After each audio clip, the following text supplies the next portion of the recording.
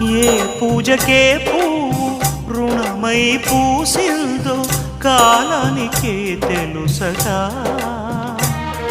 ఆ కాలం కనుమూస్తే కలగా చెరిగేది జీవితం ఒకటేనడా సవటిగా కాకుండా చెల్లిగా నన్ను చూసి తల్లిని చేశావుగా ఈ పారాణి పాదాలు సేవించినా గాని రుణమే తీరదుగా ఇది కలకాలమై